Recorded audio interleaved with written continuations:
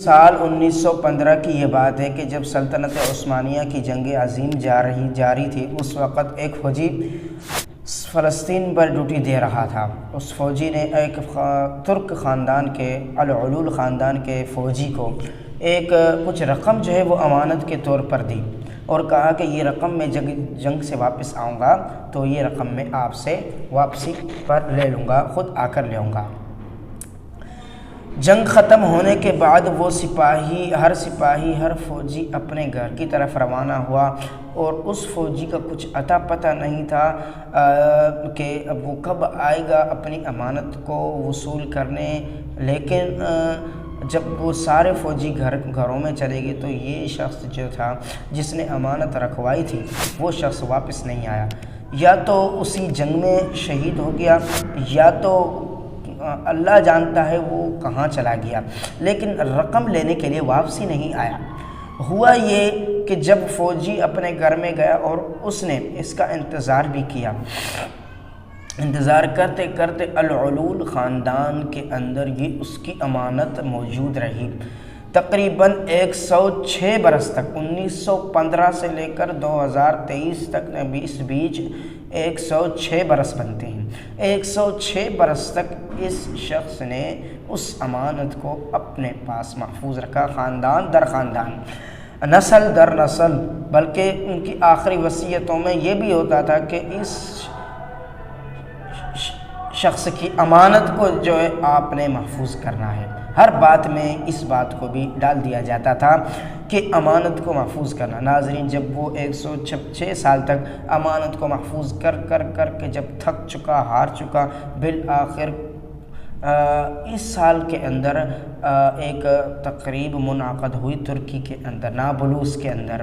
اس نابلوس کے اندر جو رقم ہوئی، تقریب منعقد ہوئی، اس تقریب کے اندر یہ جو تصویر میں شخص آپ کو نظر آ رہا ہے، اس شخص نے ترکی کے سفیر کو یہ رقم جو ہے وہ واپس کر دی۔ کیسے رقم واپس کر دی؟ جب 106 سال تک جب یہ محفوظ کرتا رہا اور جب امانت لینے والے کا کوئی نام و نشان باقی نہیں رہا تو وہ کب واپسی آئے گا، کب آ رہا ہے، اب آ رہا ہے کہ تب آ رہا ہے جب اس کی واپسی بالکل امکانات ختم ہو جاتے ہیں، تب جا کے یہ شخص جو ہے وہ ترکی کو یہ اپنی رقم حوالے کرتا ہے۔ ناظرین، کتنی رقم ہے؟ یہ تقریباً امریکی $30,000 جا کے بنتی ہے رقم۔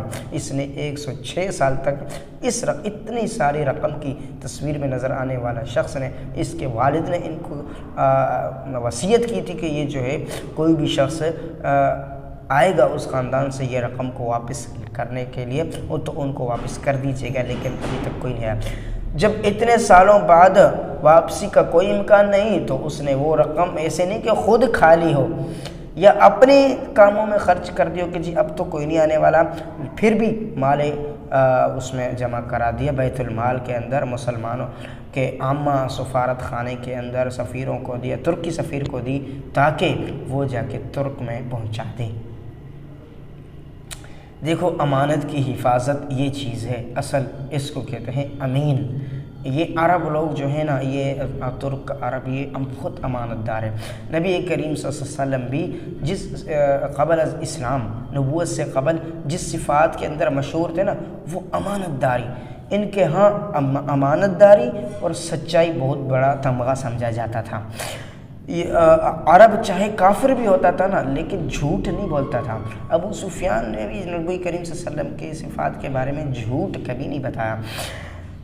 بادشاہ نے ابو سفیان سے، دشمن ہے، ابو سفیان سے پوچھا تو انہوں نے سچائی کے ساتھ بتا دیا، حضور کے صفات مانتا نہیں تھا، دشمن تھا۔ لیکن امانت داری عربوں، مسلمانوں کے ہاں بہت مشہور ہے، اور پاکستان میں کمی ہی۔ تو ناظرین، ملتے ہیں اگلی ویڈیو میں۔ آج کی اگر آپ کو ہماری ویڈیو پسند آئی ہو تو کر دیجئے چینل کو سبسکرائب۔ جزاک اللہ۔